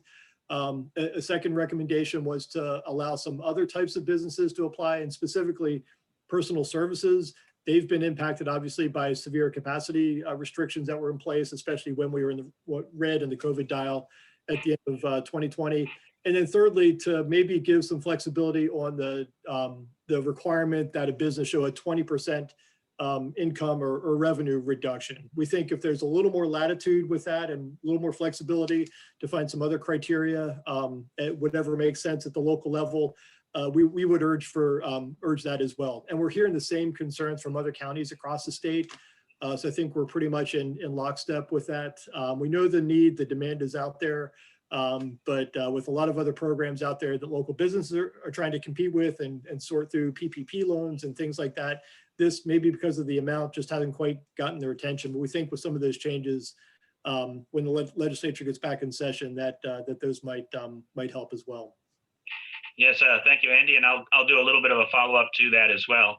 So in our conversations with Crystal Latier, our economic development manager for the county, and has been our primary point of contact within the county in working with PPACG on implementing this program. You know, they've done some surveys, they've got feedback from companies, and we also know when the county did its first small business relief program using County CARES Act dollars, we had an upward limit of 20,000, and we had a very broad application process where any company that could demonstrate harm for COVID could in fact apply. In using those two qualities, we got all the applicants we needed to get $13 million out. In this particular program from the state, we have 4.4. As Casey mentioned, we now have 3.4 remaining. And so we're not getting enough applicants. So what we're doing is we're proposing to the local delegation here, to our senators and congressmen, asking if anybody would be willing to pick up an amendment or a modification to the current statute and carry that through the current legislation to increase the dollar amount from a maximum of 7,000 to a maximum of 20,000, because we know that worked previously. And then also to broaden the eligible companies for submitting applications. We think doing those two things on the state program will go a long way for getting to success, to getting enough applications to distribute all of the state dollars. And I think it was Casey, or maybe it was Andy, that made the point. This is true. This is a challenge presently in El Paso County, but it's also a challenge across the state. Most counties are not getting enough applicants, and we think these are the primary reasons for it. So if you feel like these are good ideas, I would encourage you to talk to your delegation and maybe ask them to consider supporting such a change. It, of course, is up to you. But I can tell you that El Paso County is going to go forward with those recommendations. And we, in fact, do have a legislative a meeting with our delegation, our legislative delegation, this Friday at 10 o'clock, and we'll be specifically making that recommendation to our delegation at that time. So I appreciate the update on small business relief. Are there any questions or comments on this item? Mr. Chair, Don Wilson, do we need to do a motion, or can we just give board direction to kind of for Andy and PPACG to follow the same suit with these recommendations? If it was in the form of a motion, that would be super. To follow the direction as we discussed this morning, that would be helpful. Okay. Well, all right, please. I'll go ahead and make that motion that that PPACG directs Andy Gunding and leadership to draft support for these changes to the current program. This is Sharon Thompson. I'll second that. Okay, there's been a motion and a second to basically consider or to recommend these recommendations as a position for PPACG. Are there any comments, questions, or concerns on that motion and second? Okay, hearing none. All those in favor say aye. Aye. Aye. Aye. And are there any opposed to that? And hearing none, Andy, I think you have your direction to go forth. And thank you to the board members that made the motion in the second. Any other comments on item 6A? All right, let's move then to item 7A. And I know Colonel Fitch, I believe you are there. If you would like to lead off. Yes, thank you, Mr. Chair and board members. Jennifer Fitch here from the Peterson-Schriever Garrison. I just have a few updates to provide you on the goings-on in our garrison across the Front Range. Our workforce with COVID is back to about 50% for almost 3 weeks now, and holding steady with decreased numbers of positive cases. We continue to have weekly calls with Mayor Southers and other installation commanders just to track goings-on and how the pandemic is still affecting bases and community and monitor changes. With regard to the vaccine, I know we mentioned it last month as well. We've administered all of the vaccines that we received, mostly to medical personnel, first responders, and our mission essential personnel. We've also administered the second dose to those who are due to receive one. With regard to land around Peterson and Schriever, we've scheduled a meeting at the request of the Equity Group to discuss the future real estate development projects, Reagan Ranch and Crossroads. That'll occur on the 16th of February, and I know traffic will be part of that conversation, as well as the developments and the opportunities they present the community and the members on those installations. So we appreciate those conversations. With regard to Highway 94, we continue to be grateful for the hard work there on the eastbound now lanes and the laying of the new fiber line from 24 to Enoch Road as well. And the only other thing I have is a fond farewell to Brian Potts. Thank you for all your work with the Joint Land Use Study program for the last 5 years. We are greatly appreciative for your team and wish you all the best. Pending any questions, Mr. Chair. Thank you, Colonel Fitch. Are there any questions for Colonel Fitch? All right, hearing none. Colonel Fitch, I just want to continue to express our appreciation for your updates. And they're very helpful and useful to us. And thank you for your kind words for Brian Potts. He's done a great job for all of us. And that was kind of you to make that comment. For items 7B through 7F, there is no reporting this month. The minutes are included. And let's move on to 7G, the Cdot monthly update. Thank you, Mr. Chair. I don't have a whole lot new this month, but I'm going to cover a couple of things before I turn it over to Shane Ferguson to give some project-specific updates as well. First thing, we've got some great news, as you guys noticed within your recently approved TIP amendment this morning. We were successful in securing the Transportation Commission loan in order to supplement the funding to get research and powers interchange moving forward. That project is slated to be advertised at the end of March now. So, little over or a little less than a year ago, we weren't sure when that was going to become a reality, and now it has become a reality. So again, I just want to reiterate my thanks to the TAC and all the membership for all the hard work they did in trying to work through the issues and finding out a really good solution to help us move that project forward for the benefit of the community here in Colorado Springs. I also wanted to mention, despite all the challenges associated with COVID over the last year, Cdot actually had a record construction year in terms of payouts to our contractors. We paid out statewide over $800 million to contractors. It's the highest we have ever done. And it's a testament, I think, to our staff and to the partnerships we have with our consultant community and our contractors as well. And it's also highlights the benefit of Senate Bill 267 funding. It was a direct result of being able to move some of these important projects forward and continuing to, focus on some of the important things that folks highlighted during our 10-year plan development process. And along those lines, we're feeling still pretty good that we're going to get year 3 of Senate Bill 267, just going to allow us to advance some additional projects and moving forward as well. So, we're going to be in conversation over the next couple of months with all of our planning partners on how to utilize that funding within the region and figure out what projects we're going to continue to make progress on and keep moving forward. So it's exciting time, given the COVID challenges to be able to continue to make great progress on priority projects in the area. So with that, I'm going to turn it over to Shane. Thank you, Rich. Thank you, Mr. Chair. Just a few updates on our projects.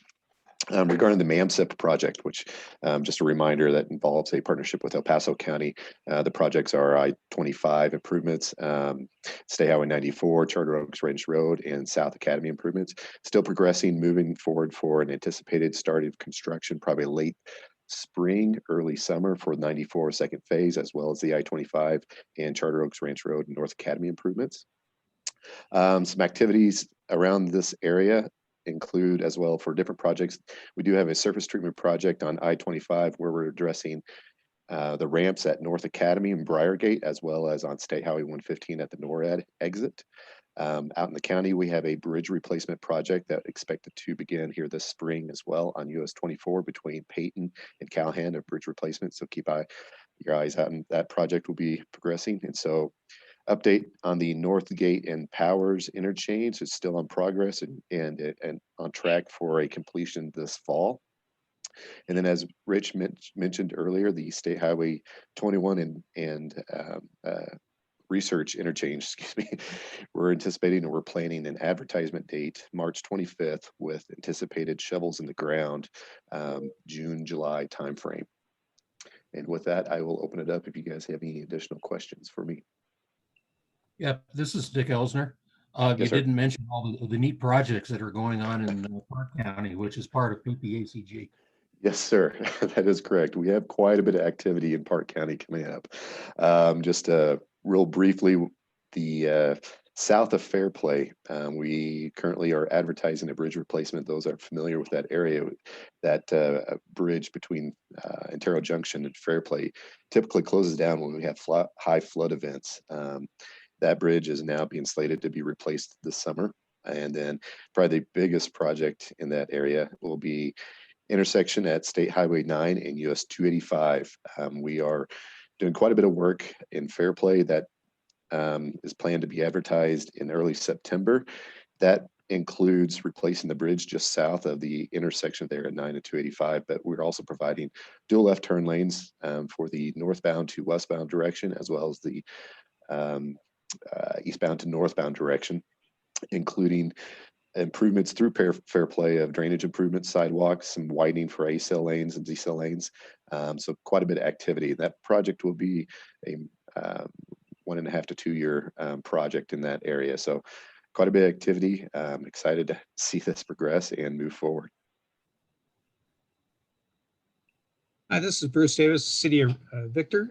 I just wonder do you have any plans for any road improvements on Highway 67 on portions there between Victor and Cripple Creek? We do get a lot of heavy truck traffic with the mine and their cyanide vehicles. At this time, nothing is currently programmed for that stretch of the highway. The project that we have in Woodland Park on State Highway 67, we're looking at, and that was part of the TIP amendment for the RPP funding, drainage improvements between County Line and or County Road and Kelly's Road, drainage improvements and some widening on that State Highway 67. But that is that portion north of Woodland Park, or north of US 24. Right. Okay, thanks. Great. Are there any other questions? And I understand that Commissioner Hickey is on the line. In just a moment, I'll give her an opportunity to say a few words, but are there any questions for the Cdot team at this point? All right, I do have one for Richard, and then I'll let Commissioner Hickey talk for a moment. So you had mentioned previously some work that Cdot is doing down on 115 south of Colorado Springs. I appreciate that you've got a project going on down there. Since we last spoke about that, some of the residents down there were pretty excited because I told them that you're going to be doing some work there. They were pretty excited to hear that some work will be done down on 115, but they have an interest in maybe having a meeting with you, Richard, or the Cdot team so they can get a better understanding about what that work is, and also have an opportunity to talk to you about their safety concerns with regard to, you know, the acceleration and deceleration lanes and some other topics. So Richard, I just wanted to see if you'd be willing to entertain, you know, holding a meeting with them at some point in the near future, and I have some contact information I can pass to you. Yeah, we would be more than willing to sit down and have a conversation with folks. So I guess just let us know, who you would like involved from the county as well, and from the various organizations that are represented on this call, and we can work to get something set up. Okay, great. So following up after this meeting, I'll get you the contact information, and we can have a conversation about who else might need to be included. But it'd be great for you to meet with them. So thanks so much for that. Can we make sure that Representative Bradfield is included in that, since that is her area? Yep. I'm sure she would very much appreciate to be part of that. Yes. Thank you so much. Okay, so at this point, I'd like to give the floor to Commissioner Hickey for a few comments. Thank you, Chair. Thank you, Andy. I don't have much to add. The staff is doing the real work here, and that's both on Cdot's part, but all of you representatives for your constituents and the PPACG staff. So I just appreciate hearing the updates myself, and am happy to see a lot of communication back and forth between Cdot and each of your entities, and trying to continue to learn what I can do to continue to support that. So thank you for the opportunity. Sorry to be on and off today, but I am trying to follow along. Great, thank you so much. All right, let's, unless there's any questions for Commissioner Hickey, and hearing none, let's go then to the STAC committee update. Yes, so Holly Williams, STAC representative. We actually are in a situation now where our meeting occurs the Friday after PPACG. So I have to kind of go back and look and see what happened over the past 4 weeks. But I think that the January meeting was relatively calm. We talked about interchange approval process update and some 267 Senate Bill 267 issues. I think of greater interest is this Friday's meeting and a couple other things. On Friday, we'll hear about year 3 of Senate Bill 267. There is now a greenhouse gas kitchen cabinet, and I'm serving on that with John Liasados. In 2019, the Colorado General Assembly passed a House bill, the Climate Action Plan to Reduce Pollution. It's got some pretty aggressive goals. So 26% by 2025, 50% by 2030, and 90% by 2050. The important part of this is, okay, so I'm not the expert on greenhouse gas. And so John's going to be helping me along. I was looking to see, unfortunately, it looks like you've lost Samantha Bailey to the city of Colorado Springs, because I was going to have her keep up on it too. The important thing I've been watching that I learned from our first meeting is we definitely want to make sure our military has the chance to put in their, since those are our major employers here, they're looking, to make sure that major employers have a way, bus share, ride share, to get onto the base. To prevent those to prevent the greenhouse gas. So we'll just primarily keep an eye on that to begin with. And as things get in there, maybe I will learn a little more and be able to tell you a little more. The other thing is through our Colorado Counties organization, we've learned that the Democrats are going to work very hard this year for a funding solution for roads. It's doubtful to include a ballot initiative. It will be, right now, the rumors are it's going to be perhaps a 5-cent gas fee at the gas station, and then some sort of electronic vehicle fees, an increase in those so that they're actually giving to their share of the roads that they use. So that's what the rumor is. Senator Faith Winter and another guy over on the House side that I never can remember his name will be sponsoring that. We will be keeping very, very close look at that. From the CCI level, I am the Transportation Commission Chair there now too, to watch for legislation. So we'll keep an eye on that and keep you updated how it goes.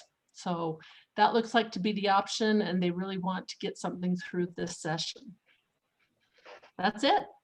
All right, thank you, Commissioner Williams. And Andy Gunning mentioned that person's name in the chat, Representative Matt Gray. Does that sound familiar? Okay, great. Representative Gray. And yes, I just can never remember his name. I don't know why. So.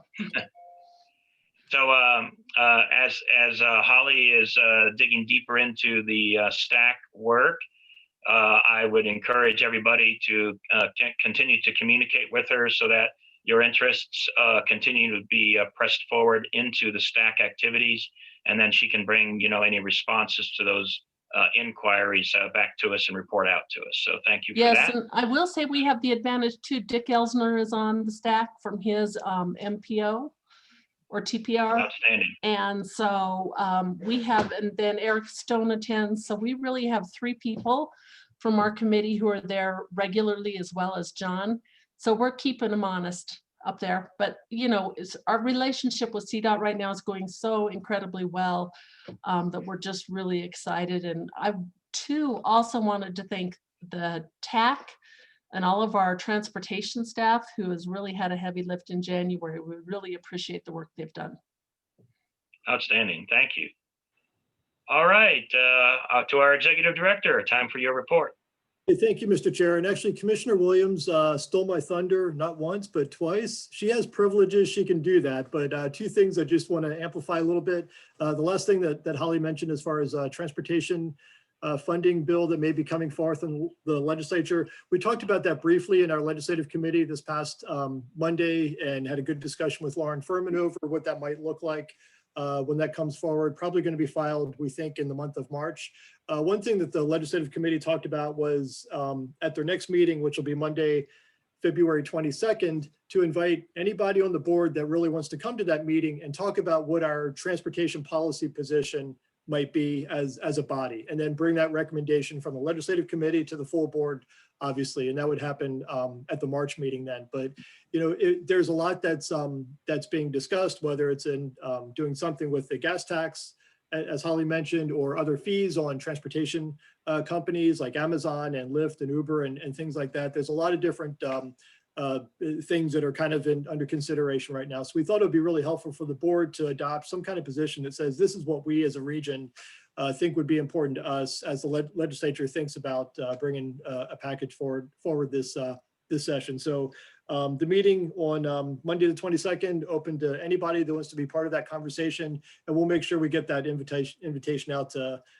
everybody that's able to join in there. The other thing I want to mention is Commissioner Williams alluded to Samantha Bailey, our environmental planner, and the city of Colorado Springs poached Sam, and she's now the sustainability coordinator for the city of Colorado Springs. It was just a great opportunity for her. So really, really sorry to lose her, but the city's going to owe us, I think, a first round draft pick or 2. But we are going to fill Samantha's position. Not going to happen within the next month or so. There's some timing issues here with getting Brian Potts's position replacement filled, getting our grant in place for the JLUS program, and then bringing a new environmental person on board. So that's going to happen a little bit later, but that is going to happen. So stay tuned with that, and I'll keep you posted. But Mr. Chair, that's all I've got. Great, thank you. Any questions for Mr. Gunning? Hearing none, I have one quick one for you. For the legislative committee, you know, last legislative session and also the one prior, as I was sitting on that committee, we always had, and of course this year is going to be no different, some real compression of timelines towards the ends of the session on legislation that would be of interest to us, forcing us into a process that had to move faster than our monthly board meetings. So I think it would be great if if our legislative committee could review those procedures and maybe whatever, either change them or readopt them and then present them to our board, so that the board is aware of how we will operate in a turn cycle faster than our monthly PPACG meetings. And as you may recall from before, it was the legislative committee would deliberate over those and then offer proposed positions. And we had to do that via email and do it in some cases, sometimes 24-hour windows and so forth. So it'd be great for the legislative committee to present to the broader board what procedures they wish to use this year in order for us to be able to respond well. So I'll just have that one recommendation. Sure, happy to do that. And we'll bring that back to the board in an upcoming meeting as well. So good suggestion. And I failed to mention too that the legislative committee appointed or elected 2 co-chairs. Commissioner Dick Elsner is going to continue, and also our first vice chair, Sharon Thompson. So we'll be the 2 co-chairs for the session this year. Outstanding. Congratulations to both of them. Thank you for letting us know as well. So that's perfect. All right, any other questions for Andy? And hearing none, it's time for member entity announcements. Does anybody have anything they wish to bring forward to the board at this time? Any of our members? We are a quiet group today. All right, hearing none, I have nothing myself. And I see number 9 on here, Andy, is meeting schedule. Is there something you want to identify about our meeting schedule, or just identify the date for next month's meeting? Nothing special. I think the date is March 10th, if I've got my calendar straight. So yeah, we'll be back in touch. There's a schedule for our upcoming board and committee meetings. But yeah, that's all we've got for now. Okay, outstanding. One last opportunity for anybody to offer comments or have anything they wish to discuss. And hearing none, this February 10, 2021 PPACG meeting is adjourned. Thank you, everybody, for your time and work, and great stuff today. You all have a great day. Bye-bye. Take care. Bye-bye. Bye-bye.